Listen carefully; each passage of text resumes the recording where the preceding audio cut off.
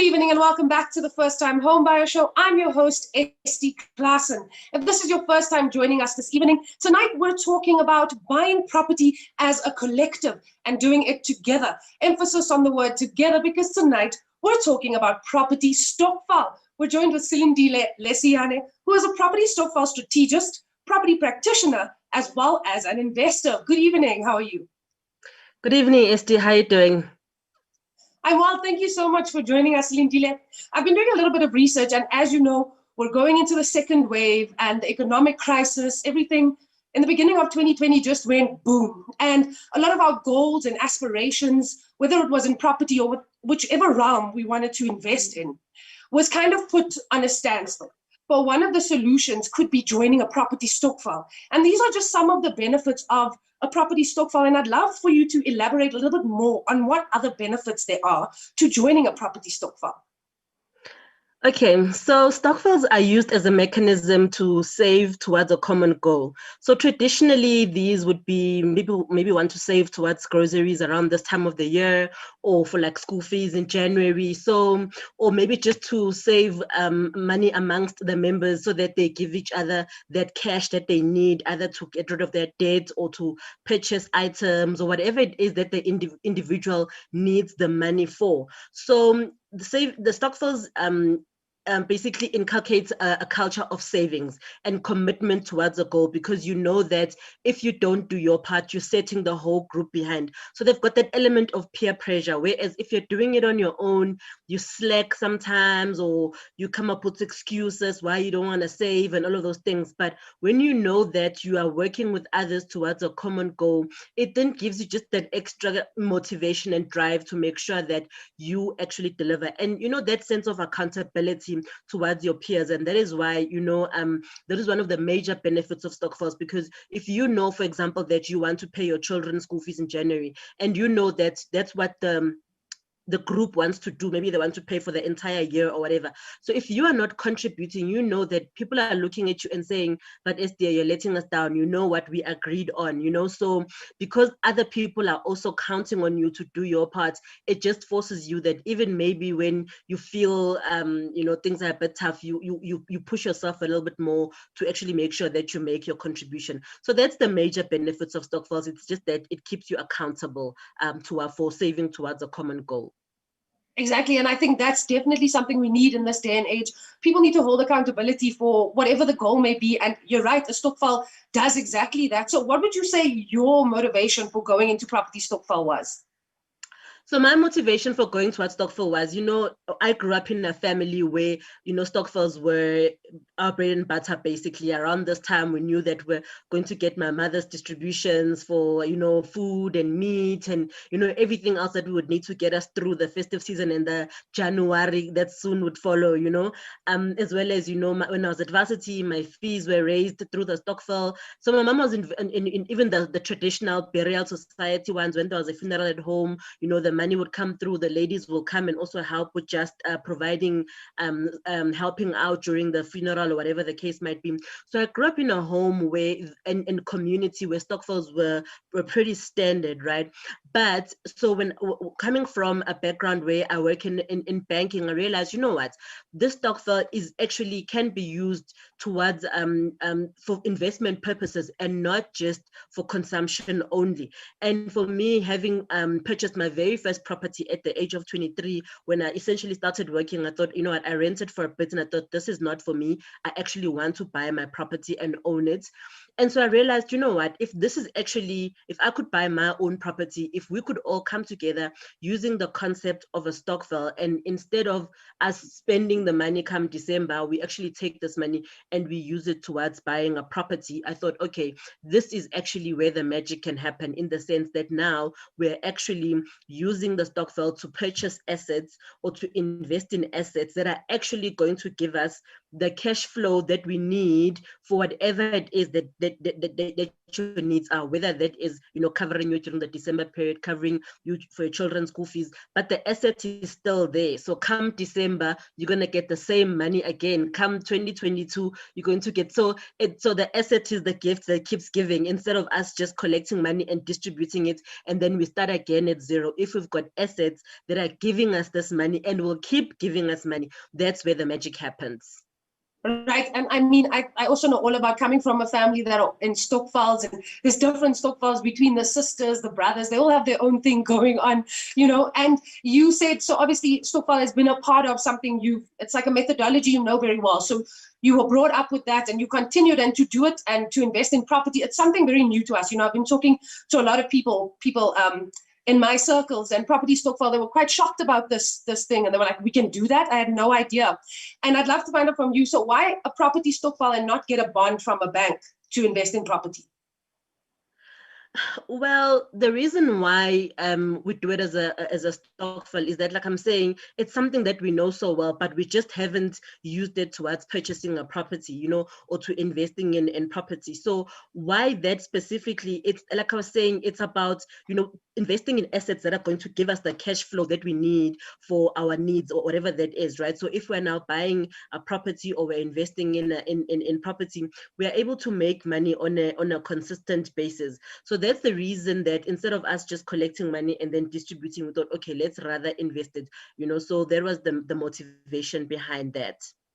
So when was your first time actually hearing about property stokvel? When was it like your first wow moment? Wow, I could use a stokvel to invest in property. When was that for you? It probably was around December 2017. So I was in one of those Facebook groups, and somebody, I can't remember which group it was, and somebody just did like rough calculations, and they said, guys, you know, there's like, let's say 10,000 of us in this group. If each of us can just take out 10,000 Rand, we can get X amount of money and we can buy a property. And I thought, oh my gosh, they're right. Imagine, you know. So, and then I started actually looking at, you know, imagine if we could do that. And then, so I actually told my other friends on a WhatsApp group, my other two friends, and I thought, guys, I actually saw this post on Facebook, and I found it so interesting that this person said, there's so much of us in this Facebook group. If each of us were to contribute just a small amount of money, we could be able to get access to this really awesome asset, you know.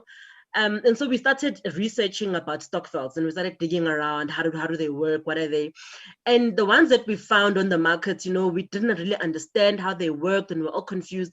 And we thought, you know what, let's not join an existing one, let's start our own one, because we were not comfortable with joining something that at the time we didn't really understand very well. So then me and my friend said, okay, let's do research about what a property stokvel is. And that's when we started digging deep, finding out, okay, how do we do this? What are the legalities around it? How do we structure it? What happens if someone doesn't pay? What happens if a person pays late? So we had to figure out all those things and design it in such a way that it suited us, because the ones that were out there at the time, we didn't really understand them very well. So we thought, let's rather start our own thing that we could control and that we understood. So that is how then I got involved in the very first property stokvel, and we started that one in January of 2018. Okay, so a lot of your stories are reminding me of family members, because you know how we see things on Facebook, but not all of these things are true. And we'll get to the legitimacy of a property stokvel just a little bit later. But I want to find out from you, you see a post that says, okay, 10,000 Rand we can all put together. And of course it sounds, it is possible. So when was that moment for you when you actually put in your 10,000 with a group of friends and you saw that this moment manifested and it was possible to invest in property with a group? What was that moment like? What did that feel like? It felt like I don't know how to explain it to you. It felt like, you know, when the stars align and you're like, wow, this thing can actually work, you know, if done correctly. So because we had to do a lot of research, so we admitted to ourselves that that we didn't know much about property stokvels. We knew the traditional stokvels. You just agree and you say, okay, SDA, let's take out 300 Rand each, and then let's split it in every 4 months or whatever. But something like this, because now there's an asset at the end of the day that's involved, that's a significant amount of money. We had to make sure that firstly, we invested in our property education knowledge. So we attended webinars, we attended actual networking events. We sought out like professionals in the property space, and we read books, we watched YouTube videos. We actually educated ourselves from the property investment perspective, because having a property and living in it is different to investing. So we had to make sure that we understood which structures to use. Are we going to use a company? Are we going to use a trust? Are we going to use a combination of both? So we had to do that research and make sure that we understood exactly what we were doing before getting into it. So that was a lot of the groundwork that we did in researching, how stokvels work and how we could do it and do it right. So when we started, we didn't have all the answers, absolutely not, but we committed ourselves to getting all the information. And I'm sure you're still learning day and day, like more and more as we go along today. I mean, with the pandemic that hit us, no one expected that, whichever business you're in, property Stokvel, whatever the case may be. But earlier you spoke a little bit about when you did research and you saw property Stokvels, and there were some things you didn't quite understand. And that's when you took initiative and started your own. And I'm sure there are people out there who are still looking, maybe just Googling randomly property Stokvels. And there are certain things that they don't understand. And I'm sure that there are risks involved when investing in a property Stokvel. What would you say that those are? Okay, so, before joining a property Stokvel, you need to understand what is the objective of the Stokvel, because people just think property Stokvels and they think they all work the same. They don't all work the same. They're different. There's, for example, a property Stokvel where you say you're going to buy each other building materials and you're going to build your own home, or you're going to buy your own home. So let's say, for example, we say, let's put money and so that we are able to cover our bond registration and transfer costs and deposits or whatever, and we know that at the end of the year, after 2 years, we've saved up a substantial amount of money. Then we each go and buy our own properties, or alternatively, we take turns and buy for this person and that person and that person. Or we say we are all going to co-own this property, put tenants in, and an income from the property. So the first thing you need to do is you need to understand what are the goals and objectives of the Stokvel. That's very important. You need to understand, what are the terms and conditions around it? How much do I have to contribute? Is it a monthly basis, quarterly, annually? What are the terms around the contributions? What happens if I miss payments or don't pay? What happens if I want to exit? Do I forfeit all my money, or do I forfeit some of it, or don't I forfeit? So that's very important, because you find with some of these Stokvels, there's a 5-year saving period, and then they say if you stop paying at any point in time, you forfeit all your money, like all of it is gone. So you need to understand exactly what you're getting yourself into. And most of the Stokvels will have what they call a document called the Constitution. So before you join any Stokvel, understand what is in the Constitution of the document and what are you going to be getting for your money. Don't just hear property Stokvel and assume you're going to get your own house. Understand what exactly is going to be happening in the Stokvel and how exactly does it work, and what are the terms and conditions and what's expected of you as a member. So I would say that's very important, understanding the objective, reading the Constitution, understanding the people as well that you are investing with, especially if you're going to be joining a public Stokvel. So who are the people that are running the Stokvel? What are their backgrounds? Google them, go to LinkedIn, what's their background in property? So make sure that you understand the people that you are investing with, unless obviously it's a smaller group, it's your friends, it's your family, you know them, you know where to find them, and all of those things. But for like a public Stokvel, you need to understand who the people that are running the Stokvel are. If there's no faces and all of that, just be very cautious. And then you also need to understand what are they promising, so if it sounds too good to be true, it most probably is. Like I saw one where people were saying that they're contributing 450 Rand a month, and then after a year you're getting a property with 350,000 Rand. I mean, how is it possible that you're paying 450 Rand a month and after 12 months you're getting 350,000 Rand? So just use your own discretion and just be aware, that if it sounds too good to be true, it probably is. Exactly. And like you said, you did research, and we have Google at our fingertips. Google the people that you're investing in or the people that you want to invest with. Google all of these things. You said LinkedIn, and these are platforms that we need to use, especially now with all these scams going around. But we'll get to that. I just wanted to find out about, so if I've joined and everything is legit with the company, how much of a say do I have in what properties we invest in? Do I have a voice in any of that? So this will depend on the stokvel, right? So each stokvel has like the executives, right? But remember, the stokvel is what we call a transition vehicle in a way, because a stokvel cannot go and buy property in and of itself. Like a stokvel is essentially just a bunch of people coming together. So you would need to either buy the property if that's what the stokvel wants to do, either in the people's name. If there's like 2 or 3 of us, we can probably get together and put the property in our names. But if there's a lot of you, like 10 of you, then it becomes unrealistic to put 10 people in a bond. So you'd either have to register a company or a trust, you know. So then you would need to understand that the company or the trust would be the ones that are buying that property. So each entity has its own leadership structure. So while you're operating as a stokvel, there's the executives, and they're the ones who primarily oversee the running and the day-to-day running of the stokvel and make some of the decisions, obviously in consultation with the members. So in some constitution, it would give the executives the mandate in terms of, okay, this is, you know, the boundaries within which you can play, and then over and above this, you need to consult the members.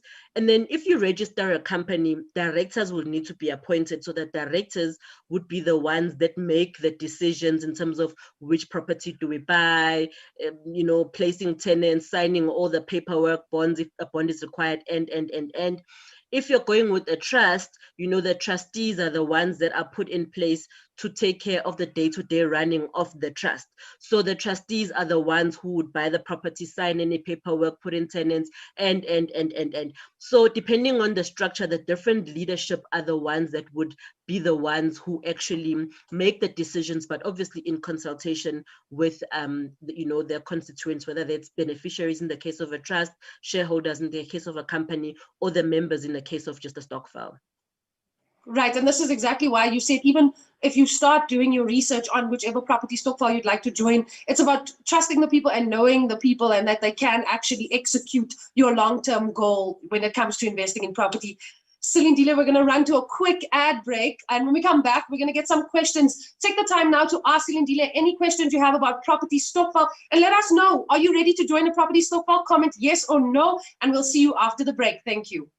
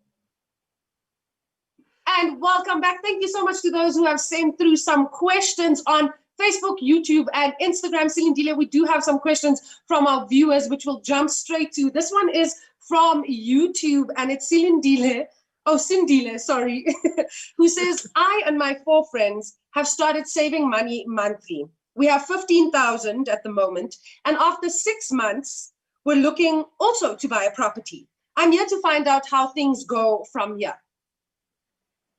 Okay, so Sindile, well done on starting your property investment journey. I would say that before you guys actually buy your first property, make sure that you just get some sort of guidance and understand, you know, around setting a stokvel up correctly, around property investing, because you're doing this, and property is a big asset. So you need to make sure that you do it right and you get the right guidance, you know. And then once you've got that in place, then by all means go and buy your property. And you know, contrary to popular belief, you don't need to wait until you've got all the cash that you need. You can go and get a bond as long as you guys agree on it. So after 6 months, you might have enough to put down on for bond registration and transfer costs, and then the rest you can then get via a bond. So absolutely, it is doable. Just make sure that you get the right advice and you are able to then reach your goals. Thank you so much, Silindile. So now another one from Facebook, from a top fan, Sammy. How are you, Sammy? We have a question here, which is, my question is, if one member under my Stokvel is under debt review, can we still be able to get a home loan or a bond? So it depends, right? If you need that member to actually apply for a bond or not.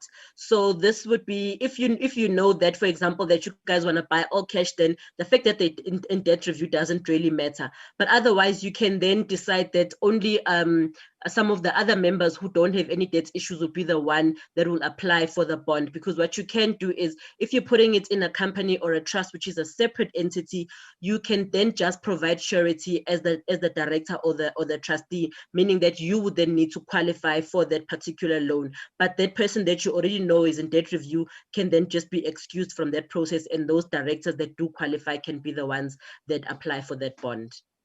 Exactly. Thank you so much. I'm gonna. We were talking earlier about the legitimacy, and I think in depth you explained. Do a lot of the research, understand that because there are quite a few scams going around, and we know this. And some of us might not necessarily know how to spot a property Stokvel scam. We see things on Facebook, on WhatsApp. People are sending chain messages. How can we spot this? I know you spoke in depth about it, the legitimacy of it, but how else can we ensure that this property Stokvel we're joining is legit, number one, and number two, that it's not a scam? Nothing beats doing your research, investigating the people that are behind it, finding out if there's any members that are already there that you can speak to if you want.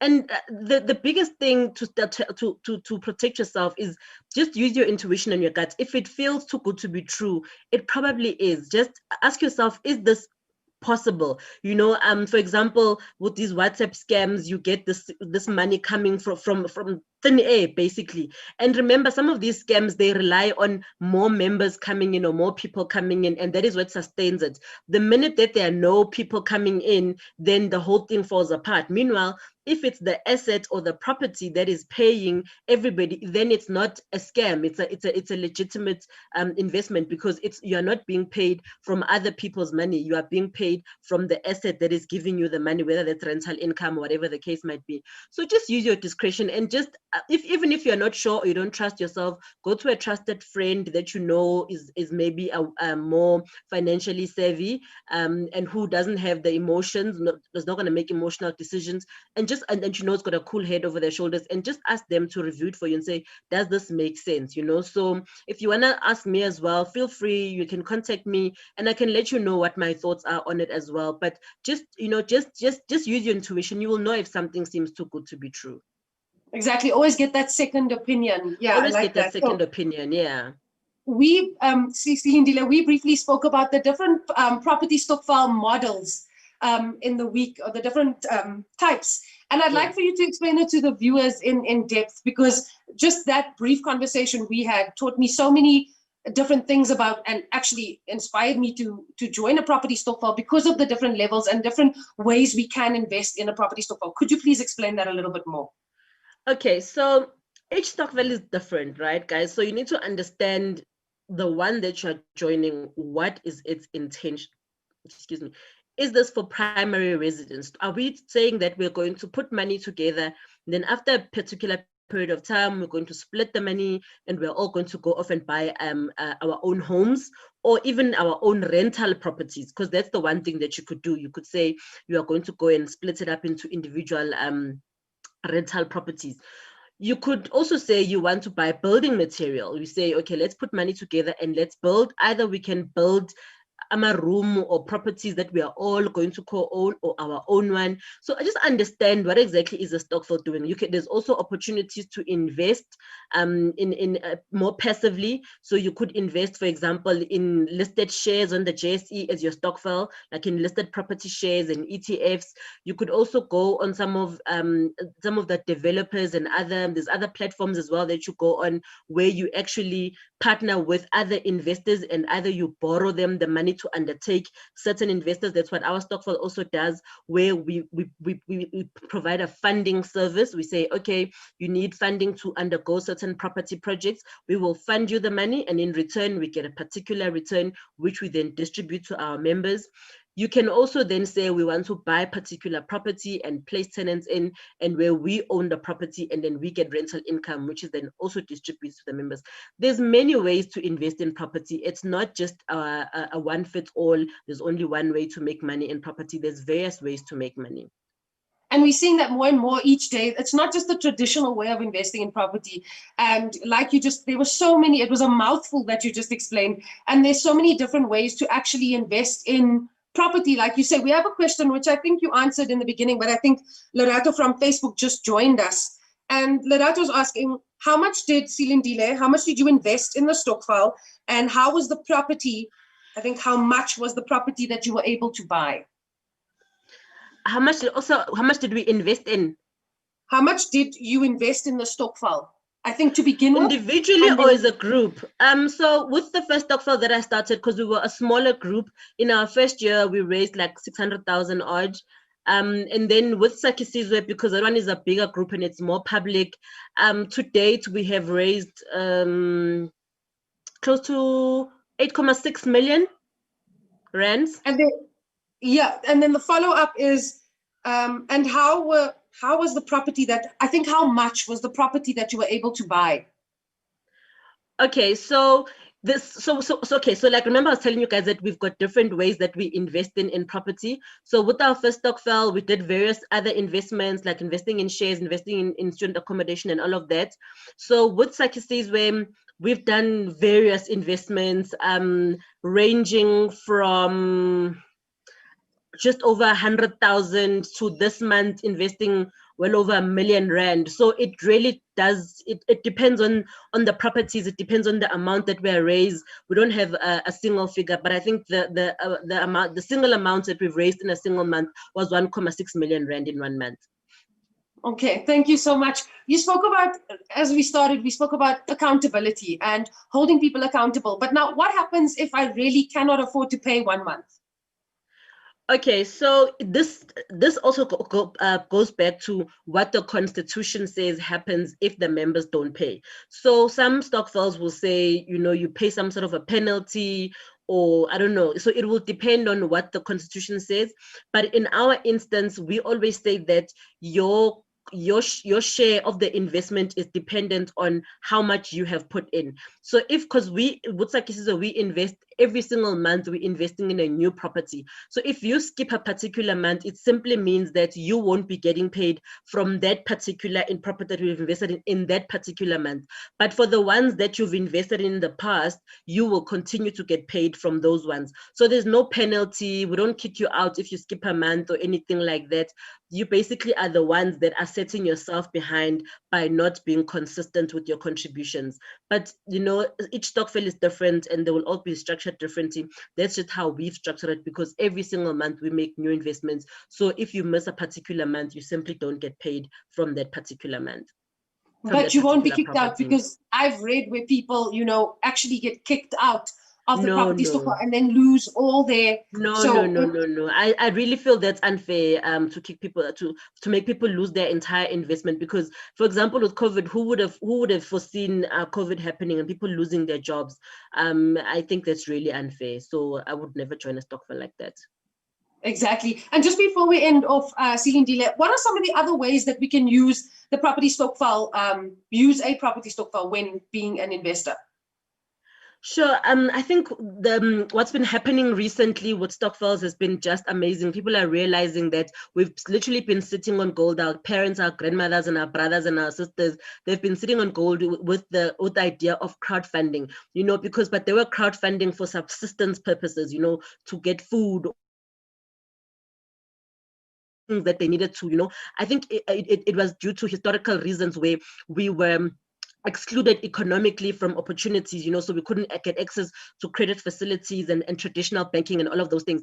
But our generation is now changing. We're like, okay, we've grown up in the situation whereby we know we can get access to credit facilities and we can save using banks and all of that. But now, how do we still use this concept that we've grown up with differently as an investment vehicle. So nowadays we've seen the rise of stokvels that are buying franchises for cash.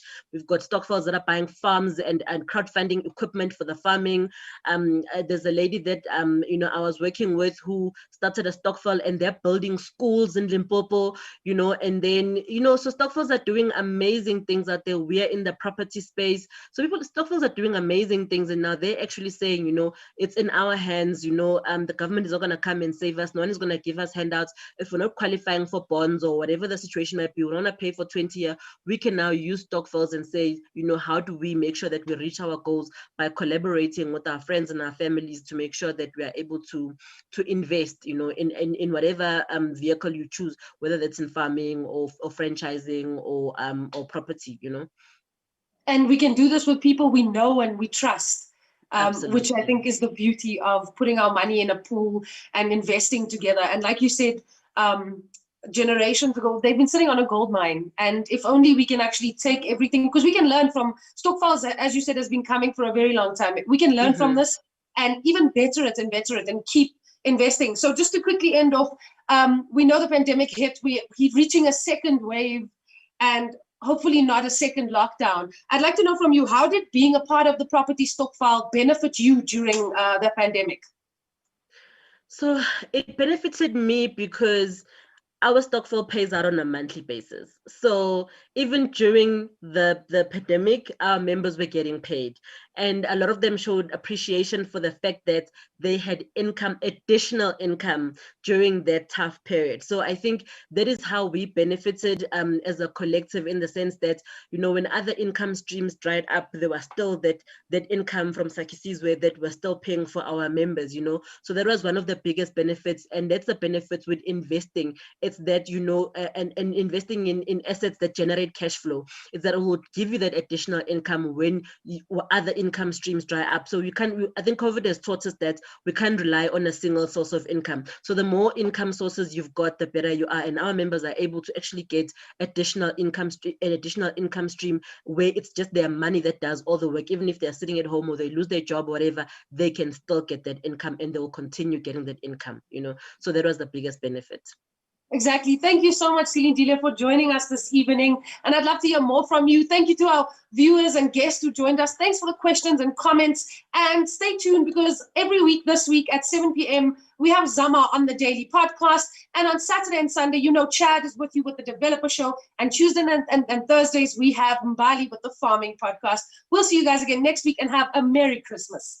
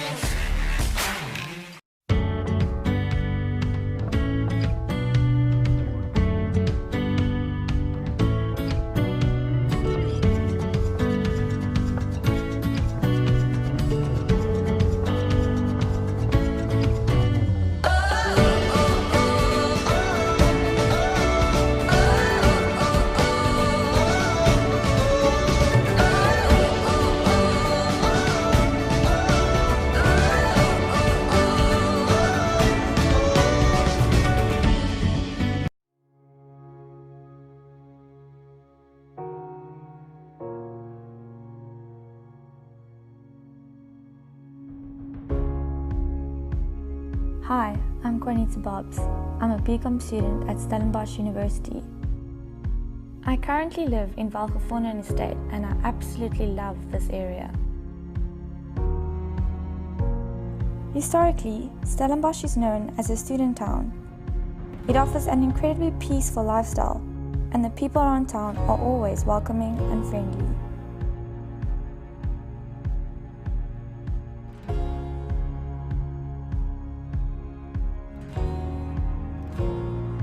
Because it's a small town, there's an amazing community vibe with some really authentic coffee shops and restaurants.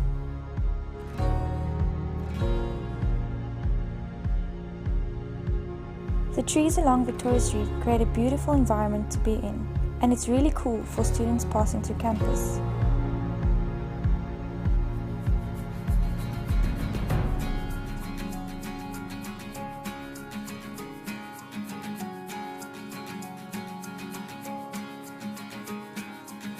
There's some excellent boys and girls schools in the area.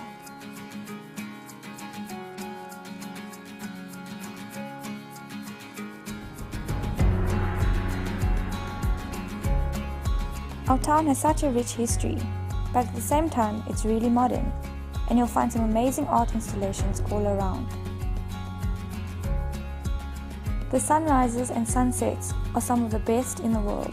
It's the most beautiful place to call home. I've lived here for the past 5 years, and it's been an unforgettable experience. And this is my neighborhood.